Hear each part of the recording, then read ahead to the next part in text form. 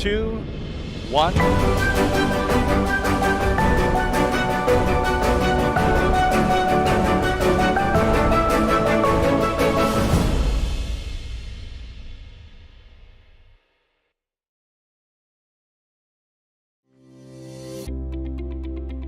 Wyvern is a Canadian space data company located in Edmonton, Alberta. Wyvern is now launching its first constellation of satellites to deliver high-resolution, hyperspectral imagery. Wyvern's satellites capture data in many narrow spectral bands, leading to the identification of unique chemical and physical properties of the Earth's surface. Our journey is just beginning, having launched 2 satellites as of June 2023, with a third launching later this year. Wyvern, Better Earth from Space.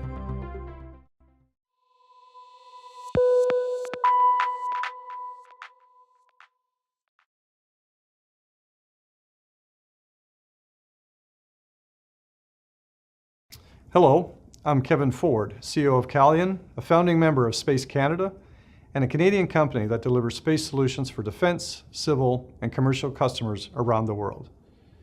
I'm excited to introduce this session today. I'd like to thank Space Canada and the Policy Insights Forum for convening this group to talk about the importance of space and defense. Canada's space innovators are world leaders in developing and delivering space solutions on Earth, in orbit, and in deep space. We all know that space is becoming more congested, contested, and competitive, and that includes for defense and national security.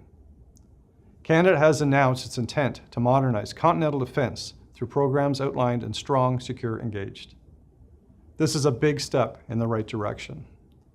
However, defense and national security for space is bigger than only those programs. Commercial players are increasingly providing service to military customers in Canada and for our allies. Commercial sensing and communication capabilities are being used by military customers to help them deliver on their missions. Space innovators are constantly developing new technology and capabilities to bring the best to our customers. Having a technological edge provides the best products to meet military leaders informing their decision-making to keep Canadians safe. Innovating at the speed of relevance is a constant reminder for companies that work in defense innovation. Innovation is driven by our people with their creativity and ingenuity and through their dedication to moving technology forward. R&D programs and research partnerships are an essential enabler, turning ideas into capabilities. Today's discussion will showcase the perspectives of the different players in the space ecosystem, government, military, and industry, and how they work together to deliver on our national defense.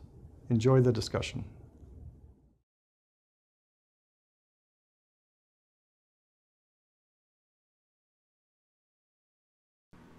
Bonjour à vous tous et toutes. Brian Gallant ici. Merci mille et une fois d'être parmi nous. Advancements in space create a more innovative and competitive, equitable and inclusive, as well as a more sustainable and resilient Canada. Moreover, investments in new space innovations are essential for defense and national security. La nouvelle économie spatiale est un secteur émergent prêt à créer de grandes possibilités économiques. En fait, on s'attend à ce que le secteur spatial mondial devienne une industrie de plusieurs milliards de dollars par an au cours des 2 prochaines décennies. All the more reason why today's discussion on the role space can play in Canada's national security and defense is an important one. The backdrop for our conversation today is Space Canada's recently released position paper entitled Innovating at Home, Defending Our Interests, Canada's Space Innovators' Contribution to National Defense. I encourage you to take a look at the position paper, which can be found on Space Canada's website. As you will soon hear from our expert panelists, our position paper highlights 4 key recommendations for the Canadian government. Premièrement, il suggère d'accélérer la livraison des programmes spatiaux identifiés dans la politique de défense du Canada, protection, sécurité, engagement. Deuxièmement, il recommande de s'engager directement avec les innovateurs de l'espace du Canada pour mieux comprendre les besoins de la défense et les programmes de recherche et développement et de développement technologique de l'industrie. Thirdly, the paper suggests expanding and adapting defense innovation programming to include dedicated funding for space innovation and increasing the size and value of eligible projects. And finally, Space Canada recommends establishing a National Space Council. This would be a new government body that would coordinate space policies, regulations, and investments across the federal government. Le Canada est bien placé pour exploiter la puissance de l'espace afin de renforcer sa sécurité nationale. By committing to developing and fielding new space capabilities, Canada will renew its commitment to continental defense, support communications and situational awareness for the Canadian Armed Forces, and support operations around the world. Pour conclure, quelques remerciements. Today's discussion is brought to you in part by the team at the Policy Insights Forum, along with our sponsors, Calian Group and Wyvern. We are grateful for their contributions. A special thank you goes to Jordan Miller with Calian Group for his contributions to Space Canada's position paper as a writer and for appearing on today's panel. And of course, he's alongside Christine Tovee from Wyvern, Kevin Whale from MDA, and General Colin Keiver, Deputy Commander of the Royal Canadian Air Force. Merci à vous tous. And with that, I will hand it over to today's moderator, the Executive Director of the Policy Insights Forum, Ms. Fatima Atik. Merci beaucoup.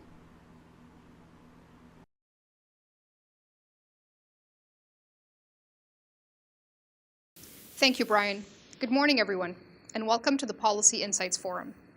Our discussion today will focus on Space Canada's position paper entitled Innovating at Home, Defending Our Interests, Canada's Space Innovators' Contribution to National Defence.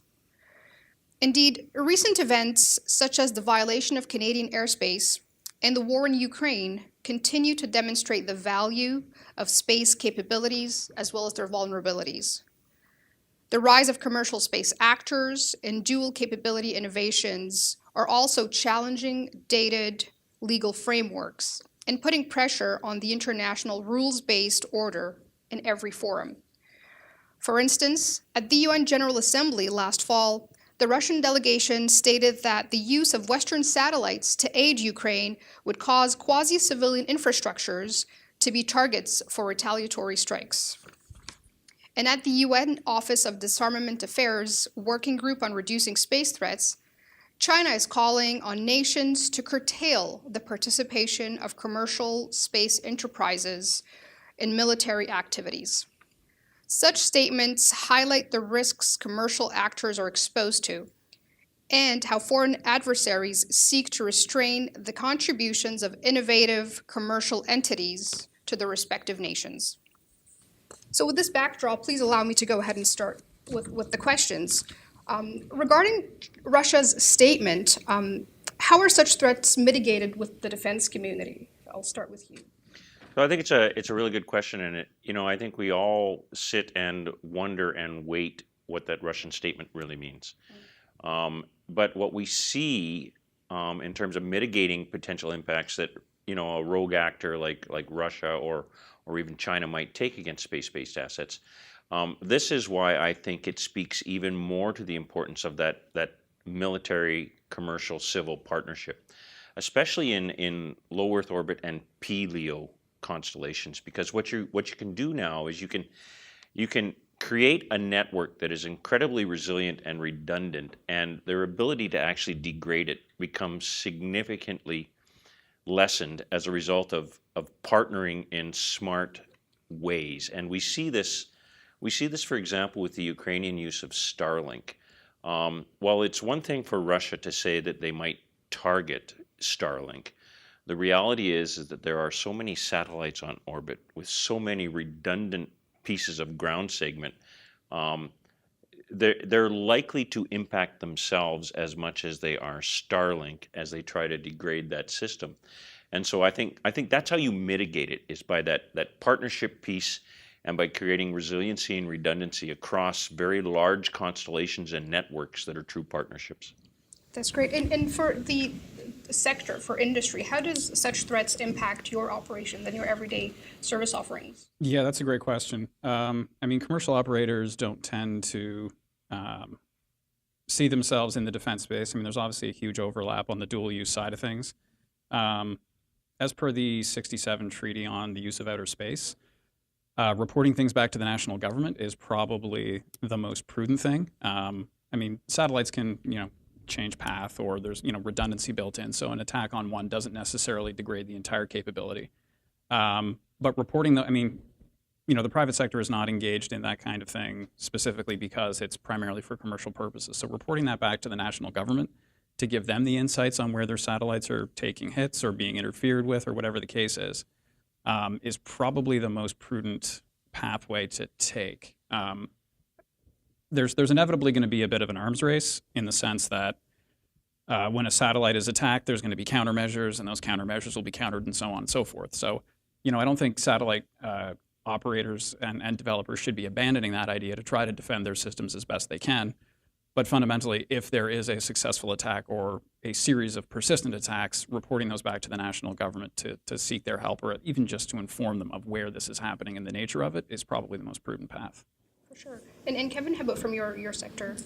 Yeah, so defense space partners are really counting on commercialization because they know, as the government actors, they know that industry can move way faster than they can. So they're really counting on it. But it's not a free lunch. It is a two-way street. And if any asset is being used for a military purpose in accordance with law of armed conflict, it is a valid military target for that time frames. So it's a real issue.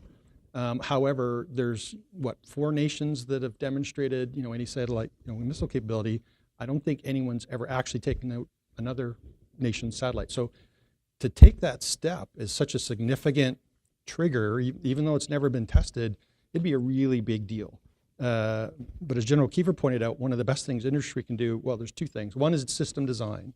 So maybe our commercial system should have something like shutter control. So like if somebody's dazzling one of our sensors, it automatically protects itself, that kind of stuff, because it's in that domain. Even if you're not involved in defense operations, if you're going through the same orbit, it might start affecting our design. And things like, instead of putting up one satellite, maybe we should put up a proliferated capability. But the other thing is integrating with defense. So if we're under contract for mission capabilities, we need to be in that ops center with people that are having a dialogue back and forth with the operator saying, hey, something's going on with my satellite. Is something I should know about? Or vice versa, hey, we're doing this thing. If something starts showing up on your satellite, let us know. So it really drives an integration level that in space that we have. And a quick add-on, I think dual use has existed for decades. I mean, GPS, the notion that there's a separation, I think it's almost, we need to stop talking about separation, and we need to start talking about how we work together to protect and mitigate these threats. And to Kevin's point, it's not just the anti-satellite shot, which would create a debris field that will impact all of us.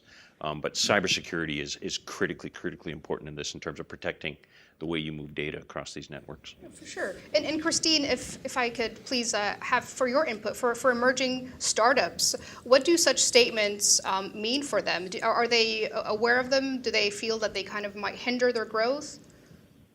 I think it's already been said that, it's dual use technology has been there for ages. And I think any startup that's in space has to consider themselves a dual use technology and design their system and their constellation with that involved. It's like saying the internet is now a target because it is also used for military. So I think anything that's networked is both. It's difficult to tease out that this is commercial and this is defense, but it also is part of our resilience is leveraging that network. So absolutely, from a startup perspective, I think I always say you have to consider yourself global from the start. You're not just a national asset in space, and exactly, it's like, how do you ensure your robustness has to be part of your design and your operations from the start. Thank you. I love the internet example. It's pretty much on point. From a national security perspective, obviously the position paper provides 4 recommendations that really try to address some of these issues and what we're doing in Canada to address, mitigate, and of course protect against them. One of the issues highlighted was the length or the amount of time it takes for action when it comes to providing some of these capabilities and being ready for them. What risks, if any, do you lengthy timelines, for example, as the ones we've seen in our national defense strategy, pose to national security and competitiveness in this space? And I'll let you start the discussion, Jordan. Oh, thank you. I mean, the first one is just the cost of not having the latest technology in orbit as part of our national defense and security capability stack. That's, I think, the biggest, most obvious one. The longer we delay program rollouts, the more we add years to capabilities that aren't in space. Department of National Defense, of course, is always going to find a way, whatever that is, leveraging other commercial capabilities, working with our allies. But that's not a cost-free venture either, because it means, to the point that was made earlier, we don't own it at that point. It's not ours. So we're relying on our allies. We're relying on industry, which, still gets the job done, but it means that we're not putting the best and latest in orbit. The second cost, I would say, is the opportunity cost. Every time industry puts something up, there's always going to be room for improvement once it gets in orbit. So improvements that can be made that you can really only get by fielding a capability and finding out where you can make improvements. In that sense, there's like an opportunity cost to innovation, because when you put that capability forward, you're sure it's going to do everything the end customer wants, but you're always going to find some kind of hiccup somewhere in the system from ground to earth and back.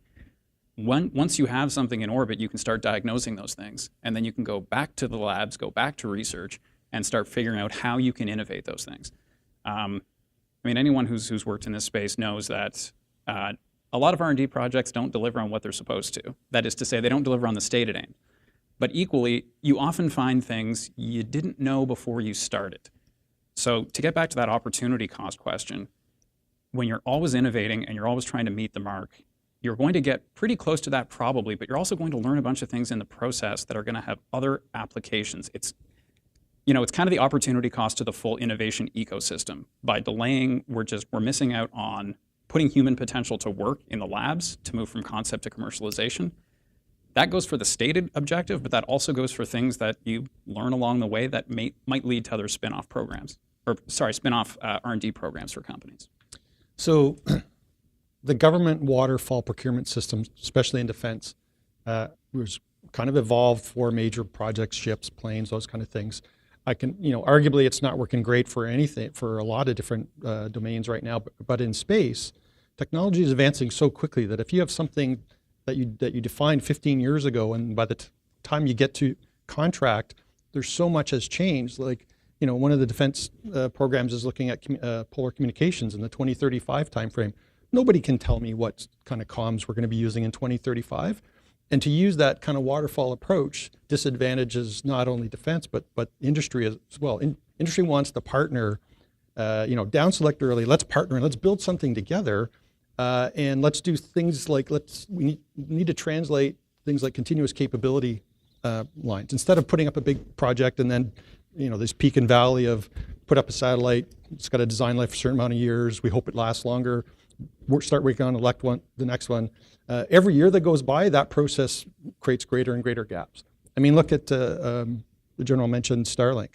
They're on version, I think officially 2.0, but I think every second or third batch that goes up has changes because they're constantly, they're doing like DevSecOps development, and look at what they're achieving. So that's the kind of shift that we need to try to find a way to provide service instead of this peak and valley.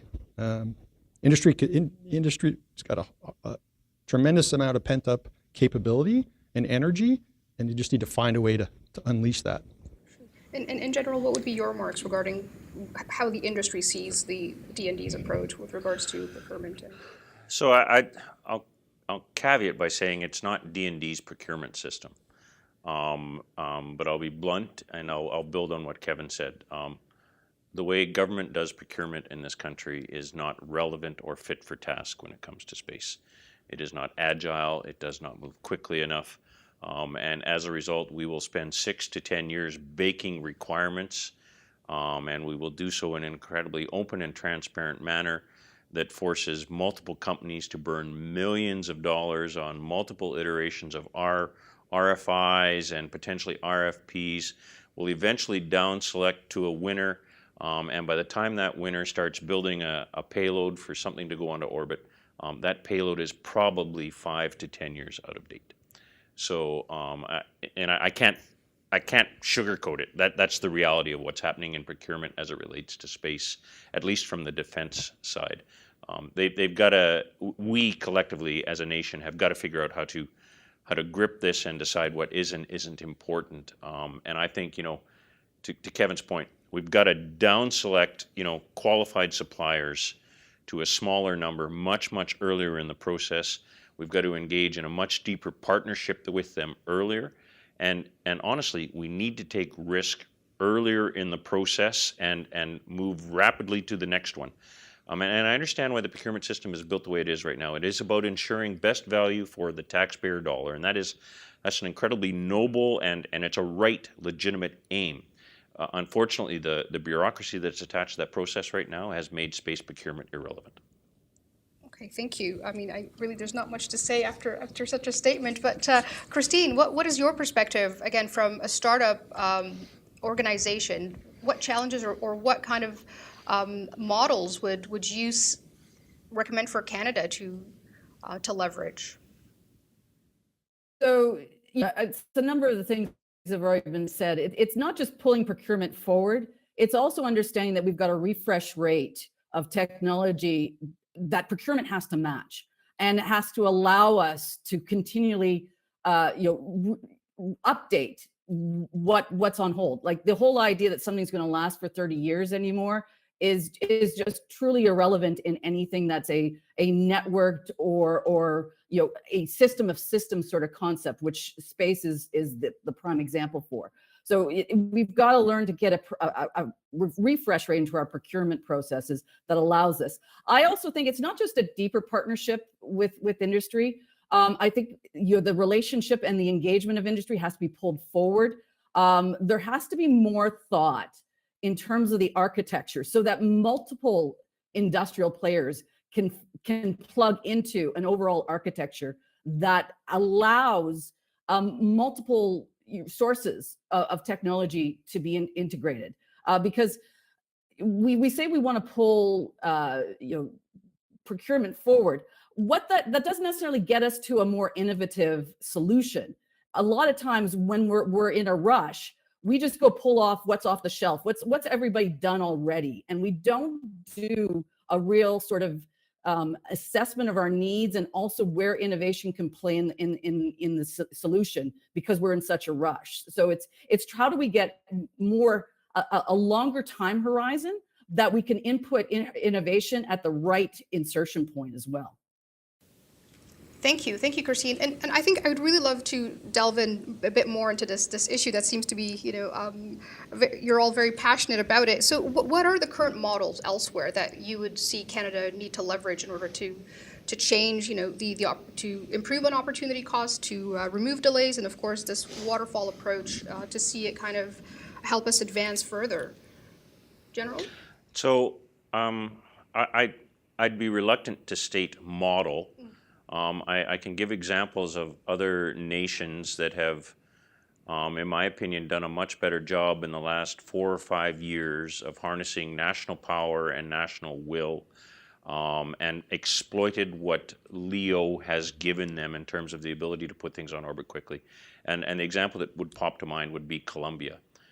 They have gone from 0 to, by 2026, having 9 CubeSats on orbit in LEO, with 6 different payloads on orbit, entirely built in Colombia, partnering with a launch provider that is commercial.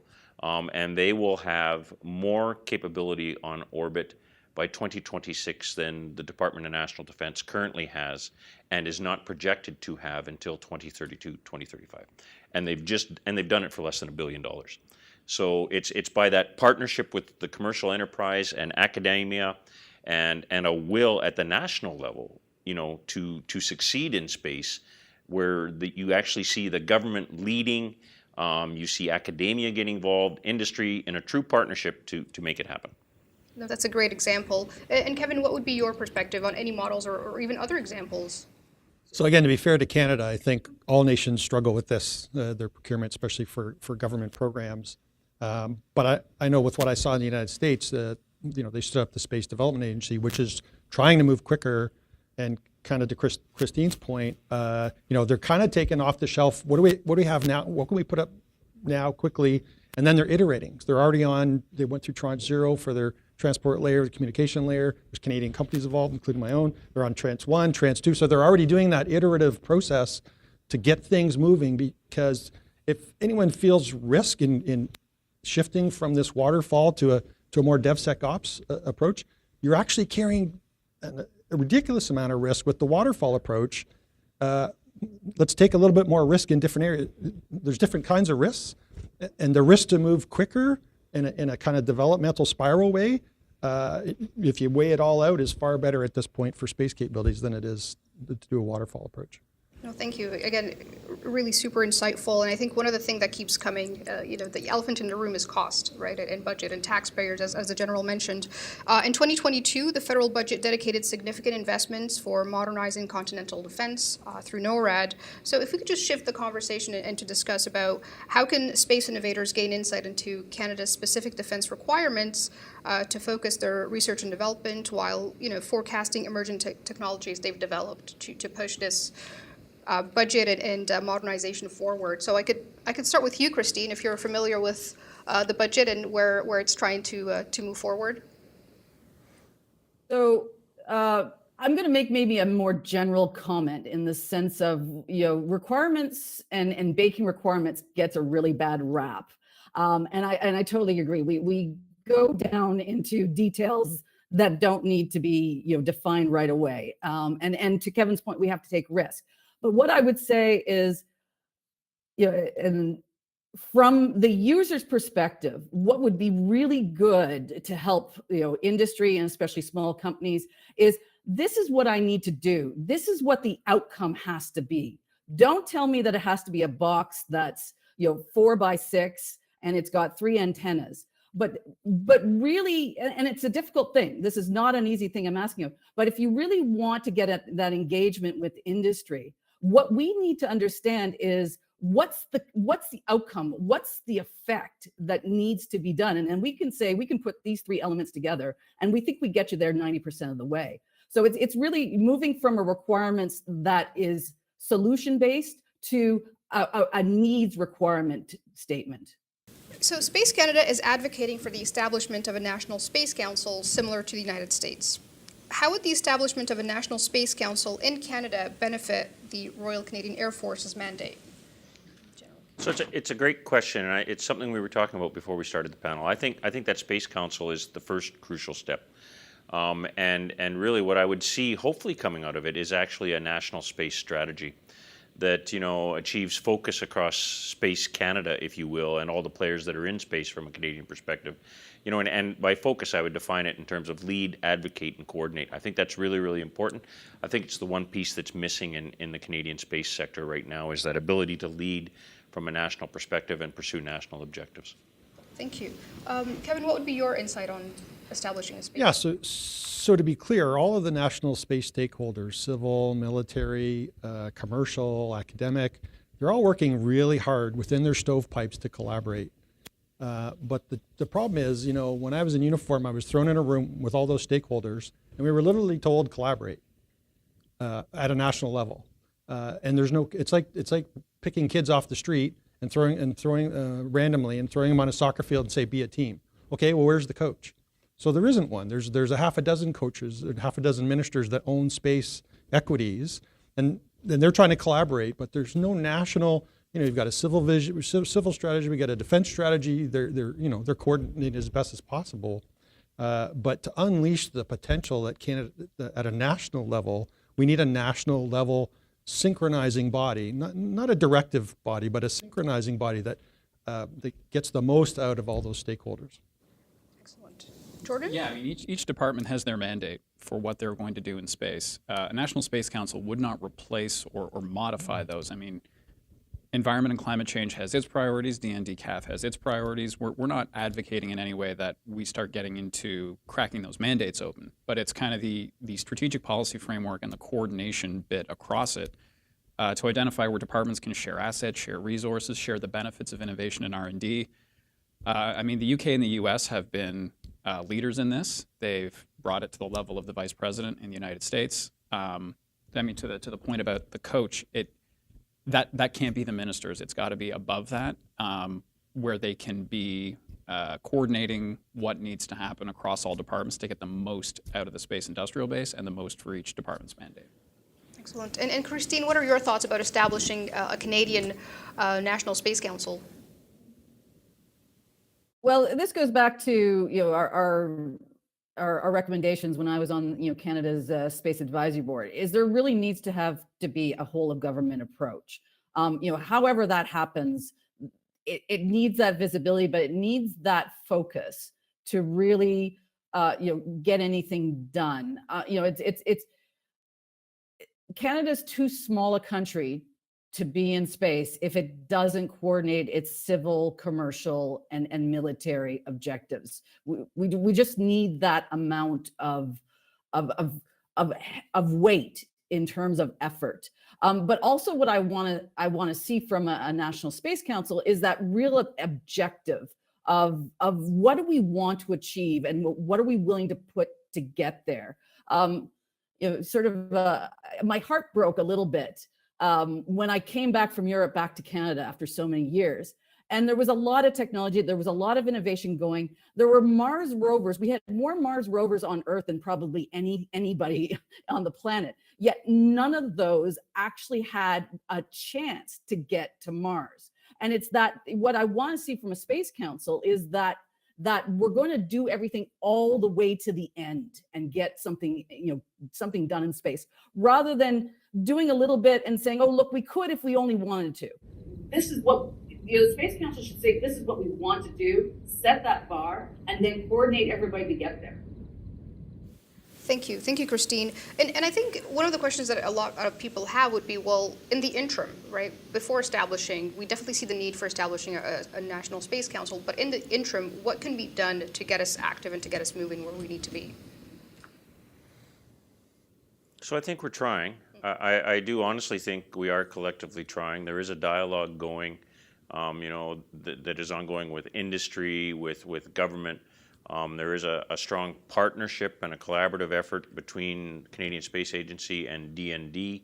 But again, it's first steps only, and it will continue to kind of stumble along and grab opportunities on occasion as best able.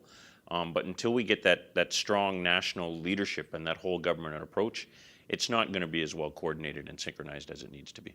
Okay. And Jordan, do you have any comments about any possible interim organization that might lead us? I think putting any single department in charge of this at this stage is probably not the right way to go, because we get back to that issue of not having a coach. We're still looking at mandates. I mean, there's obviously examples of collaboration between departments on specific issues. That's good stuff. No one's suggesting that should stop. But without having that national level coordination, there's just that will continue to be an opportunity missed. The other thing I would say, I mean, this sort of rolls back on some of the points we talked about earlier. Bringing industry in earlier in the process, I think, would give us some benefits, just in terms of being able to bring capabilities to the table before the requirements defined. Nothing binding, nothing that would, force the government to do anything specifically, but just raising awareness about what is capable, what's possible, the nature of the problem, and how industry can help solve it. During the pandemic, we talked a lot about a whole of society approach. I think when we talk about commercial, civil, and defense, as far as space is concerned, and just from GPS in the banking system, we cannot escape the fact that space is going to permeate every aspect of life. So to meet that challenge, I think having the council with industry involvement, possibly even civil society, I mean, I don't think we should necessarily rule that out. But the challenge is big and getting bigger. So sticking with one department leading some kind of collaborative effort, I think, would probably be a missed opportunity. For sure, thank you. And I think you said it well, the challenge is getting bigger. Yep. And we want a whole of society approach. And those are some of the elements that the recent Canadian Air Force strategy, agile, integrated, and inclusive, does bring to the table and does kind of push forward. And I'll just cite a last statement where we say, and I quote, "Canada must develop advanced, resilient space capabilities to expand cutting-edge research and development to retain its potential or its operational advantage." So how could the commercial sector, given that we don't have a National Space Council, given that there's a lot of issues we're facing, how can they help in pushing that mandate forward in the new strategy? Yeah, it speaks to that level of coordination. We've started that out of the strategy. I mean, this is the first time the RCAF has published a strategy which specifically references space. And if you look at the dominant characteristics of air power, one of the defining characteristics of air power is elevation or altitude.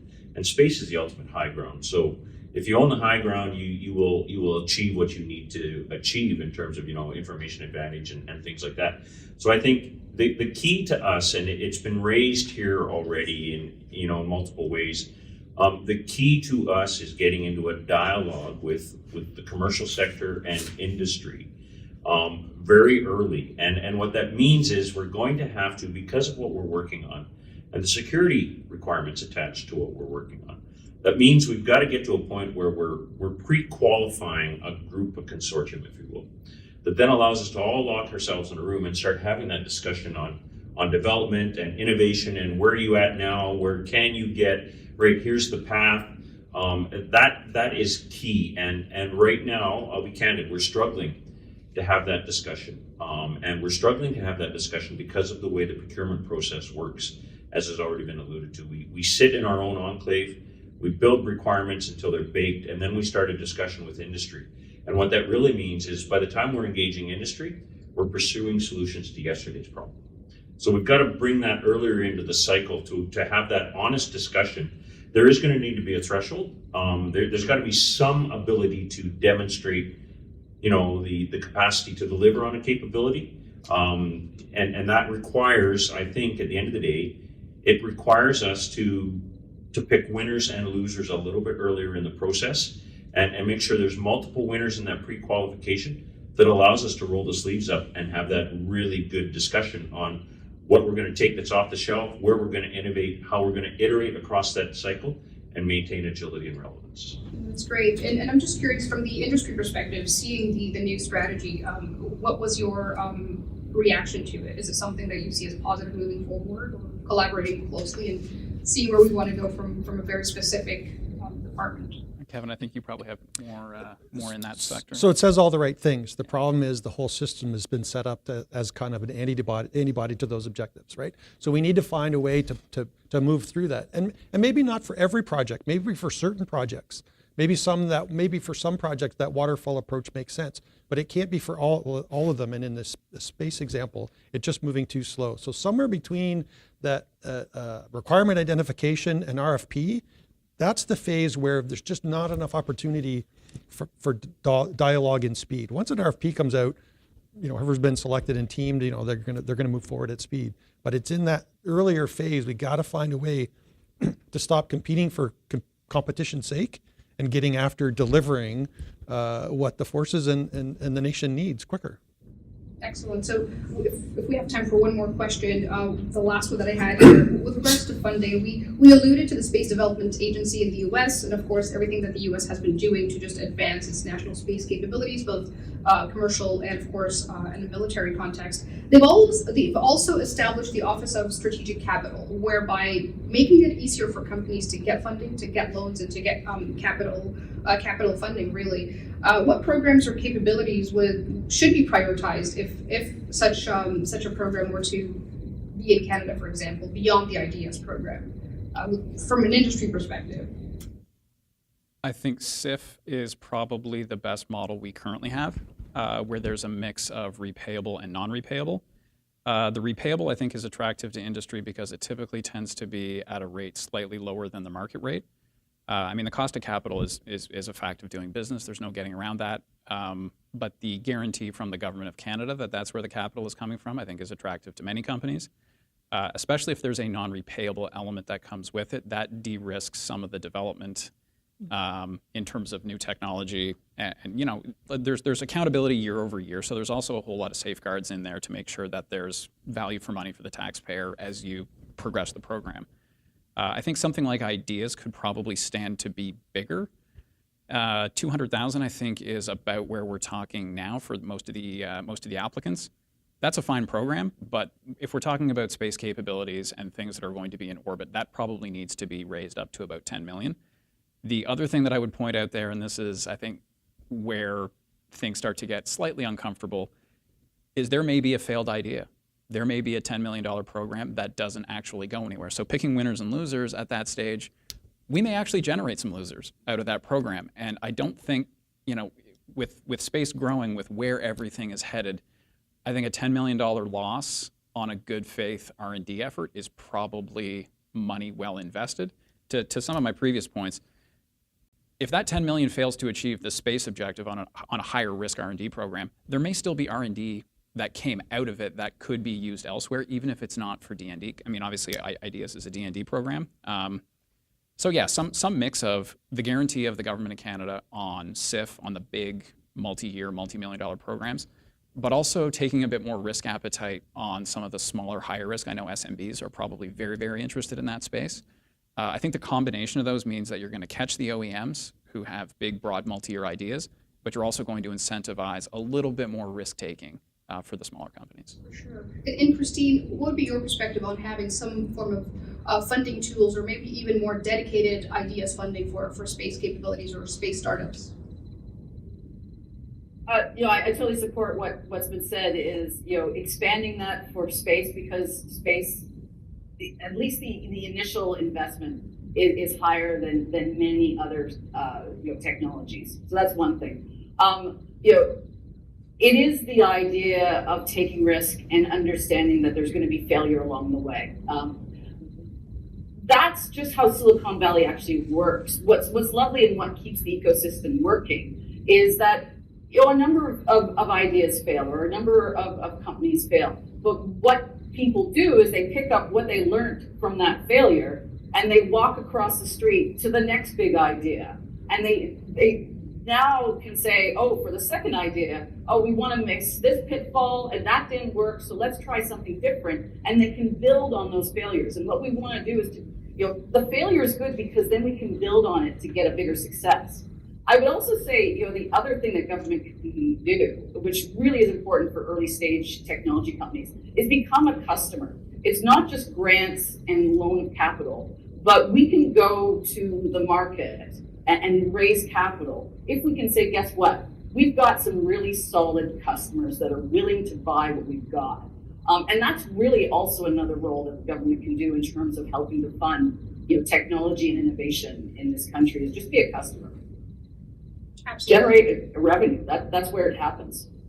Thank you, Christine. And to quote a general who said, we have to fail intelligently, and I believe that was you, Brigadier General Whale. So if you just give me some closing remarks, what would be the one statement that we would want to push forward today to all our stakeholders listening? What would it be, General? So it would be that I see space as, from a military perspective, it is the future, and protecting it and exploiting its capabilities are key to the RCAF being able to achieve operational advantage in the future. And we absolutely see partnership with the commercial and civil sector as being essential to achieving that. Thank you. Jordan? The growth is everywhere you look, defense, civil, and commercial. I think when we talk about the National Space Council, that is an excellent start. But those tendrils go everywhere across government. It's not to say the National Space Council should be coordinating all of that, but I think we need to start looking at technology development and innovation through that lens. Everything from GPS to military satellites and everything in between.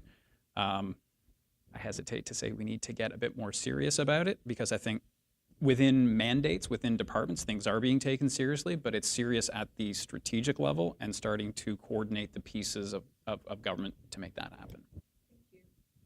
So whether we notice it or not in our daily lives, space touches every part of our national security, autonomy, and prosperity. We need a whole-of-nation approach, and Canada is remarkably well situated to be a part of the new space age that we're in now. If we can harness that, that'd be great for Canadians, it'd be great for our allies, it'd be great for partners. I'd hate to see us miss this opportunity. I would like to thank our esteemed panel for their invaluable insights and for their passion to move Canada forward. I encourage everyone to visit and read the paper that Space Canada has put forward that we will be linking to this video. I also encourage you to read the Canadian Air Force's new strategy to see where we need to go with regards to our defense capabilities in space. Thank you.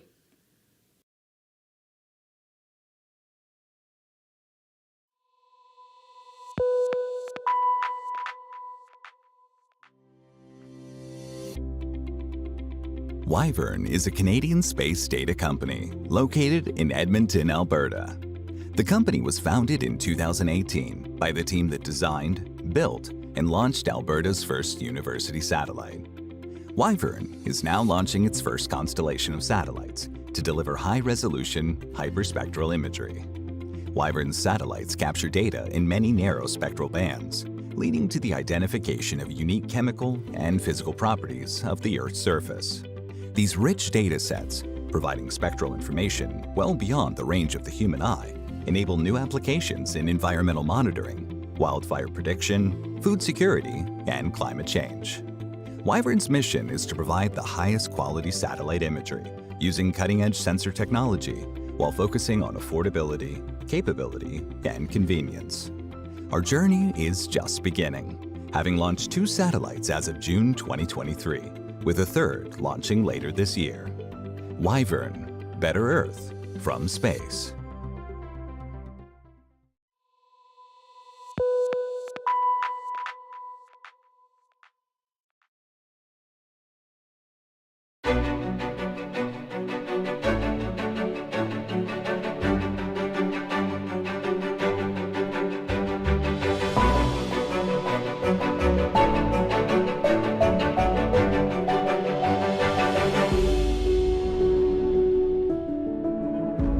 Two, one.